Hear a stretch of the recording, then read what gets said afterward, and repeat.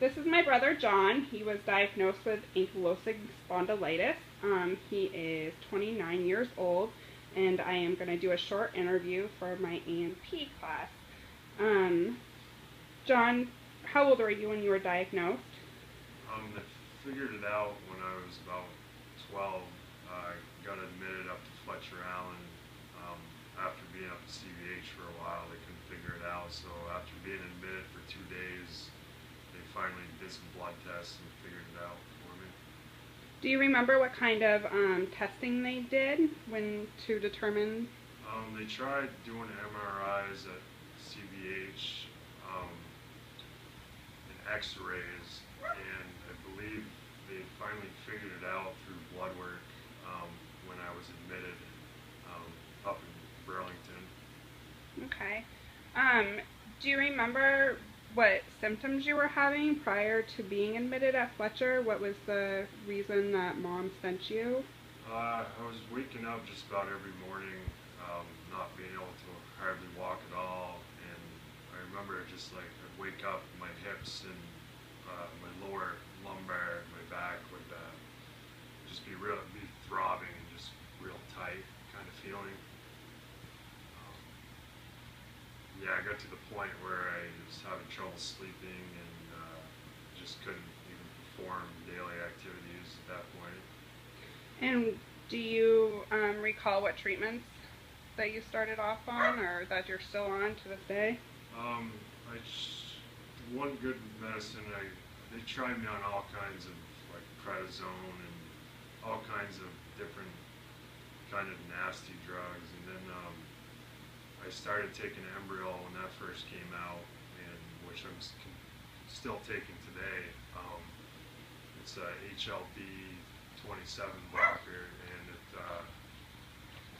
it seems to, I mean, besides a few little side effects, I don't, I'm able to work. I work 40 hours a week, and it just makes me feel a lot better, I guess. Was there a point when your doctor had told you that you were going to have a hip replacement or that you would need one and that you could actually apply for disability? And Yeah, it was about, it's pretty much right after, it was pretty bad when I first was diagnosed. I couldn't even,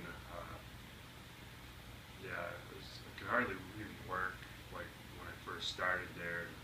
I'd have periods of a week or two where I couldn't do anything, and remember the first medicine they put me on that seemed to help was naproxen, naproxen, and I remember the day I started taking that, I was out riding my bike in my mom's dooryard, and I was like, oh, this must be the wonder drug or something. And then shortly after, I got hooked up with a arthritis specialist in Fletcher Allen, Dr. Sheldon Cooper, and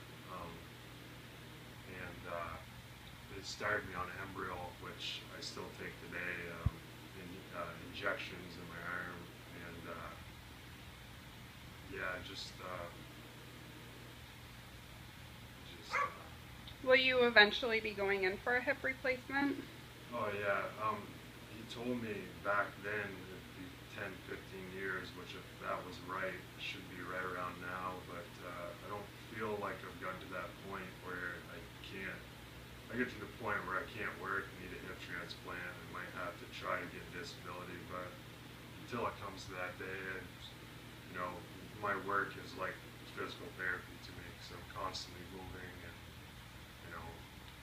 constantly doing what I enjoy doing, so it's like I never was really into much of the physical therapy besides, I did do aqua therapy for a while, which was really nice, going into a heated pool in the middle of winter, and that was pretty sweet.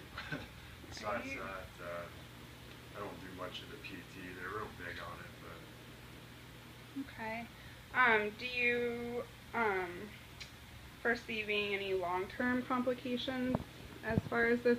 I mean, you have to go in for a hip replacement at some point when you're not feeling or you're not comfortable anymore, but you really don't let it stop your everyday no, life. I still do what I like doing, kayaking, So you're pretty active. Yeah, I try to stay pretty active. If I had a desk job, I wouldn't be able to move. So I'm glad I do the type of work I do.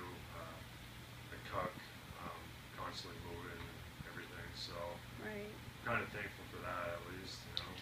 Right. I bet if you did quit work and file for disability back then when they told you that you should, that you probably wouldn't be in such good shape today.